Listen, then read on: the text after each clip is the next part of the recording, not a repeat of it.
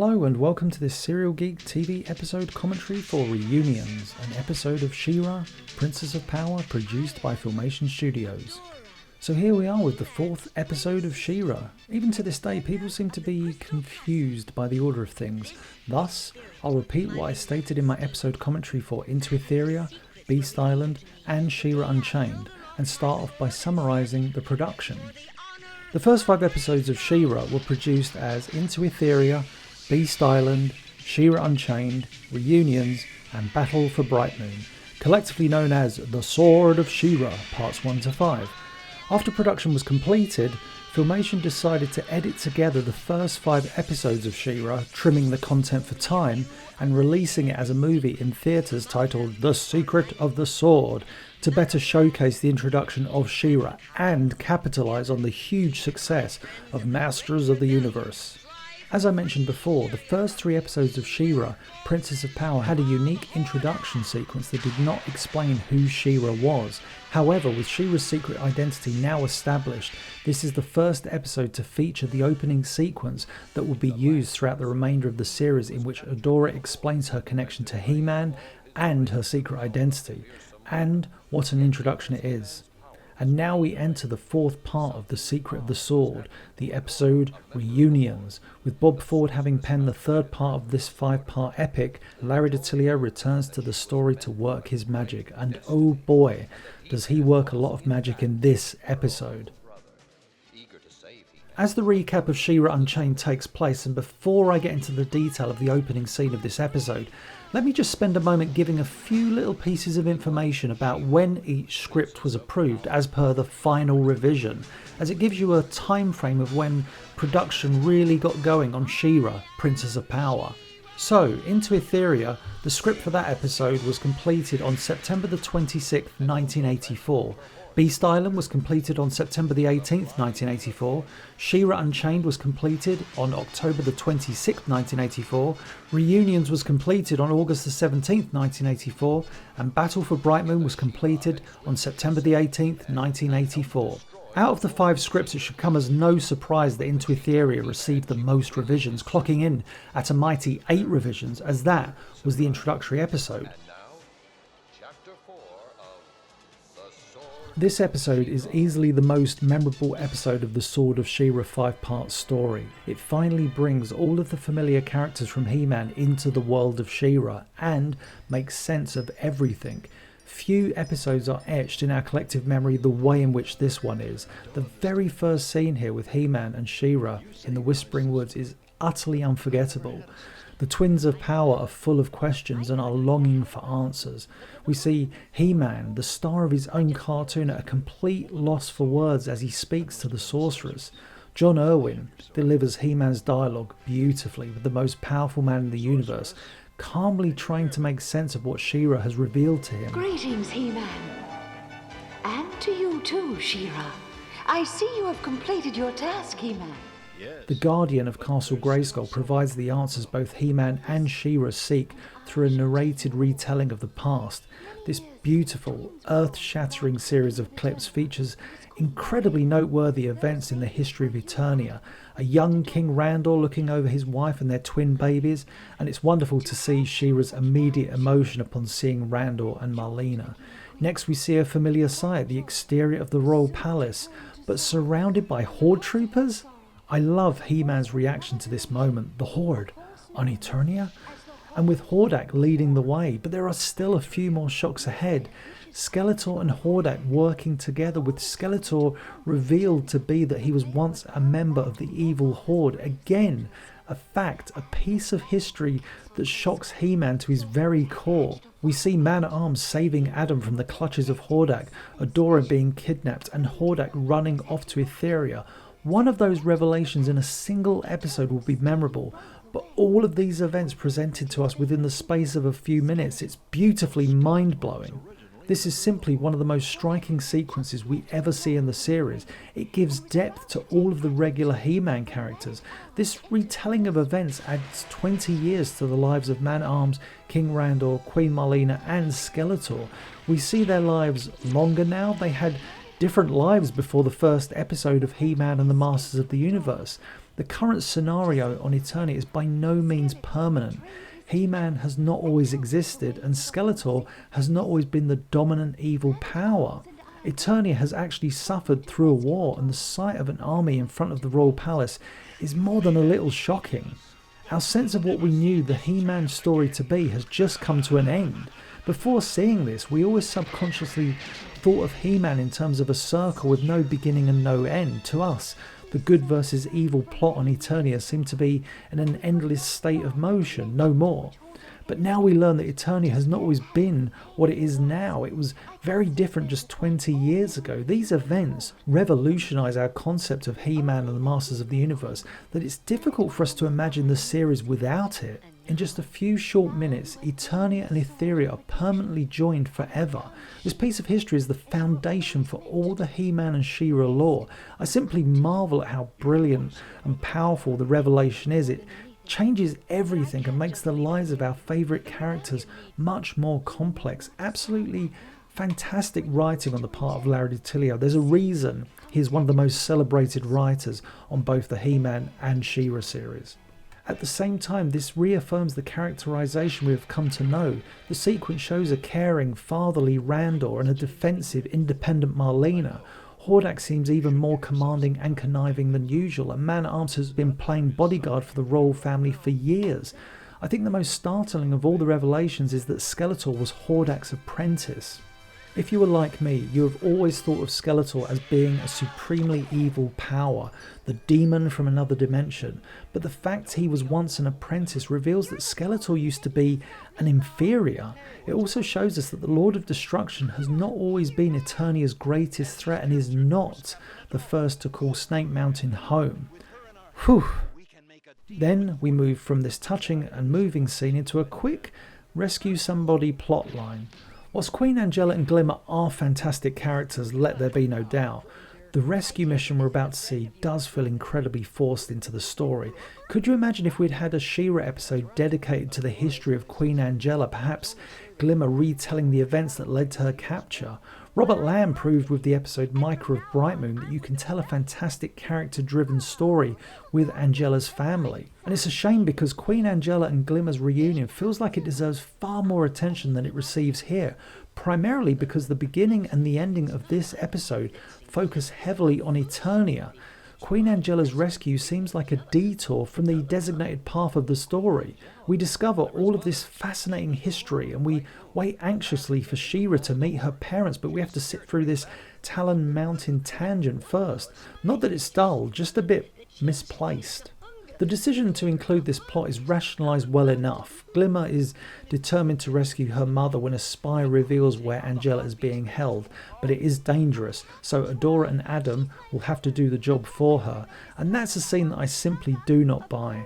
Adam comes back from the rebel camp. Bo thinks that Adam has captured Adora. Adam reveals that Adora is his long-lost twin sister and that she is a changed woman. Adora announces she is joining the rebellion and everyone loves her. I feel that there needs to be so much more character work here. What happened to the secrecy and caution the rebellion exhibited just a few episodes ago in Into Etheria? Surely Larry DiTillio could at least make Bo somewhat sceptical. If he had, the rescue mission would make much more sense because Adora would be proving herself to the rebellion. It is easy to gloss over the Queen Angela sequence and not realise its true meaning. This is He-Man and She-Ra's first real adventure together, the first of many. Although sadly we're not going to get the double transformation sequence just yet. They're saving that for Battle for Brightmoon. And it's a shame. It would have been wonderful to see the Twins of Power witness one another's transformation for the first time. So as we approach Talon Mountain, I'm going to briefly mention the movie version of this scene. In The Secret of the Sword, He-Man and She-Ra approach Talon Mountain and simply land ready to confront Hunger the Harpy and save Queen Angela. However, in the original episodic version, we witness a battle that sees He-Man and She-Ra and Swiftwind against Hungar's horde of horrible harpies. Sadly, this upcoming action sequence isn't particularly great, far from it in fact.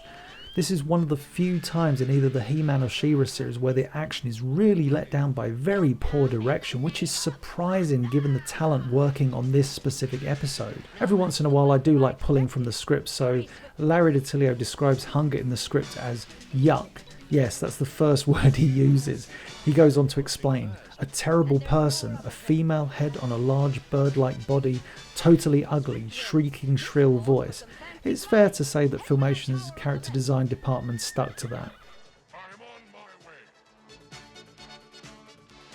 In this action sequence, She-Ra employs a method that she would repeat 1,000,000 times over.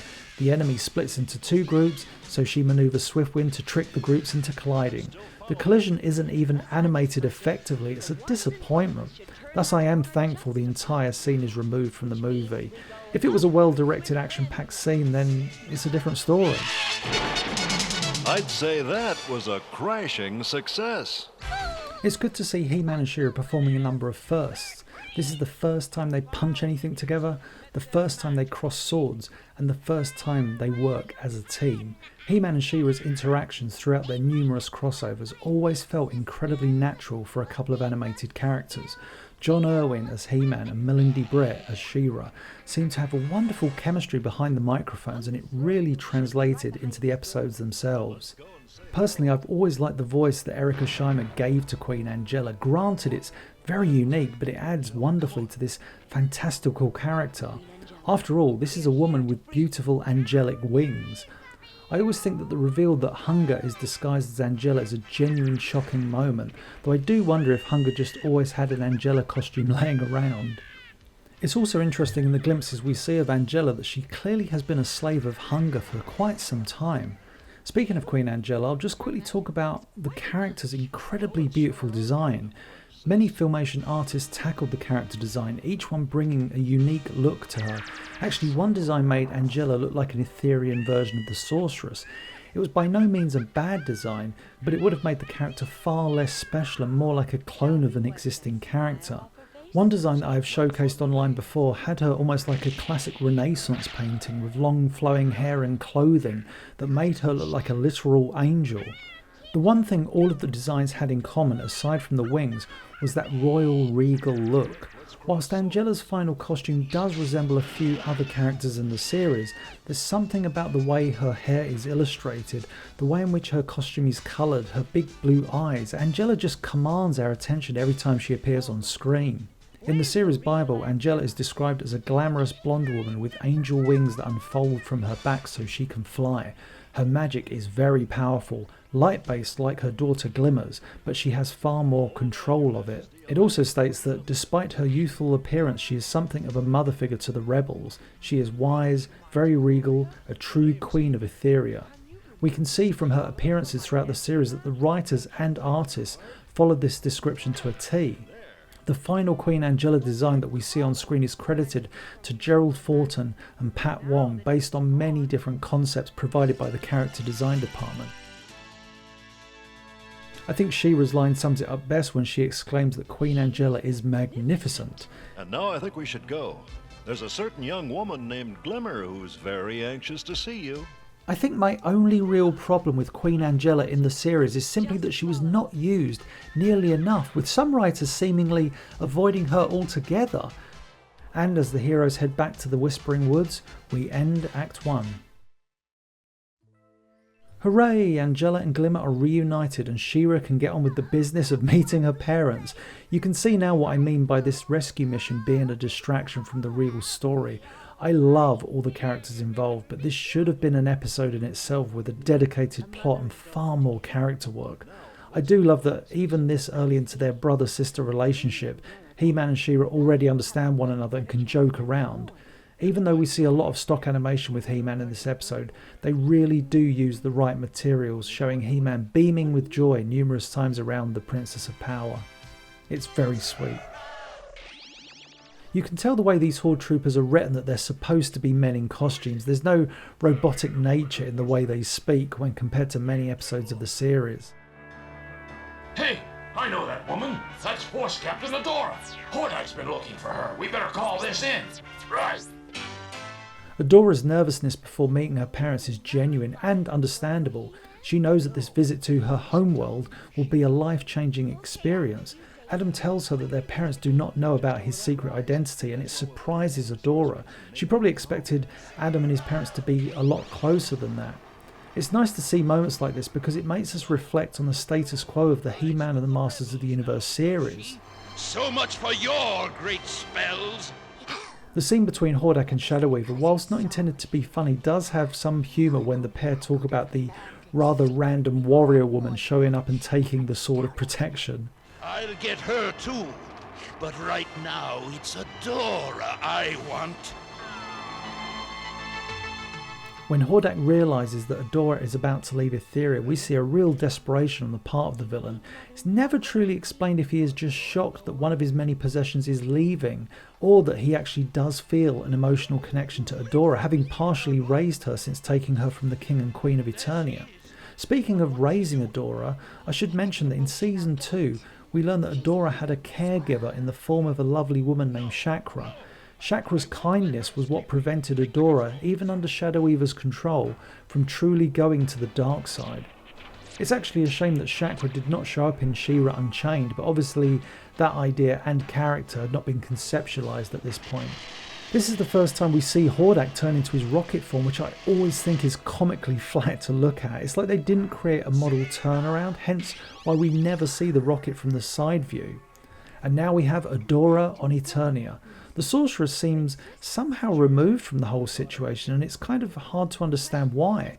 She greets the long-lost Adora with the kind of energy that she might use in greeting a familiar woodland creature in the evergreen forest. The sorceress takes on a spiritual quality across these 5 episodes. She seems connected to everything and watches over everyone, but she is not directly involved in the events, which is of course a crying shame. Thankfully, we do see more of a connection between the sorceress and Adora in the very next episode. One of the great things about Hordak's transformative powers is that the model packs for each episode show the transformations relevant to that particular episode, and then there are even some transformations that sadly never make it to screen, like a couple I'll talk about towards the end of this section of the story, as they are relevant to some of the material that was removed from the script. Castle Grayskull! By Horde World! I'm back on Eternia!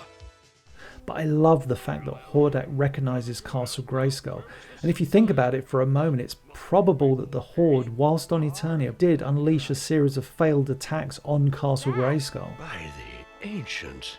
It's about time. Adora! Adora's reunion with her family is a heartfelt moment, although it never seems to reach the emotional peak we think it should. The blame is partly due to Filmation's static animation, which relies completely on the voice acting for all of the emotion. Thankfully, the talented voice actors do a wonderful job. It's a shame that Tom Tadaranos was not in charge of directing this episode, as we would have seen numerous beautiful emotional pieces of animation as the characters hugged, and any stock footage would have been used to great effect. Nonetheless, the voice acting and music come through and still give the scene the potency it requires. The royal family of Eternia is whole once more, and by the ancients I swear that nothing shall ever separate us again. Hordak returns to Snake Mountain and discovers the torch of villainy has been passed. Rather frustratingly, a scene removed from the episode before the storyboard stage had Skeletor, Beastman and Trapjaw notice the approaching Hordak. Skeletor then orders the pair to gather all the evil warriors they can.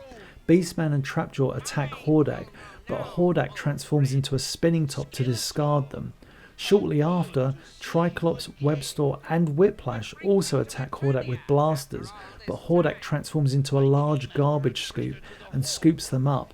I would rather have seen that action scene than the Queen Angela rescue mission. And yes, we finally see teacher and student face to face once more.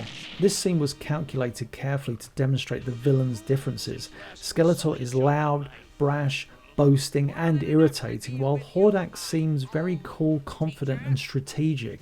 In theory, Hordak was supposed to be Skeletor without the loud voice and overconfidence. Of course, this smooth Hordak did not last very long. One has to also consider another aspect of this fight, the fact that neither villain wins and they appear to be equally matched. When Hordak was introduced in Mattel's products, he was made out to be Skeletor's ruthless superior and a force to be reckoned with. Filmation was not so quick to throw the towel in on Skeletor. In almost every subsequent matchup between Skeletor and Hordak, the pupil would win. Hordak alludes to the baby I took from Randor, and Skeletor does not understand because the sorceress's memory spell really did block out his memory of the kidnapping, which is utterly wild when you think about it. Hordak claims that the Horde has no interest in Eternia, a statement that would prove to be a lie. Hordak would plan to invade Eternia in a number of She-Ra episodes. The idea of Skeletor and Hordak working together is rather mouthwatering, and the only time in all of the episodic crossovers that this happens. It is the only instance in which these evil powers align, so it is a rare treat. Reunions may be the most effective of all the Sword of She-Ra cliffhangers because we have few clues as to what Hordak and Skeletor are plotting. It's quite the mystery. No episode cements the 223 episodes of He-Man and She-Ra together better than Reunions. Of course, the episode is full of actual reunions with Glimmer and Angela, Skeletor and Hordak, and the royal family all rejoining. It is a colourful, meaningful and powerful story that sometimes forgets its direction. The Angela plotline should have been situated before or after the revelation and trip to Eternia. Despite this, the episode is solid and remains one of the most vivid in my mind. Reunions changes our concept of Eternia and Etheria and re-establishes both series on new ground. This is the one episode that is absolutely crucial to the series as a whole, even more so than Teela's quest. Ask yourself, what would He-Man and She-Ra be without the episode Reunions? Backstories are always fun, but in this episode they change everything.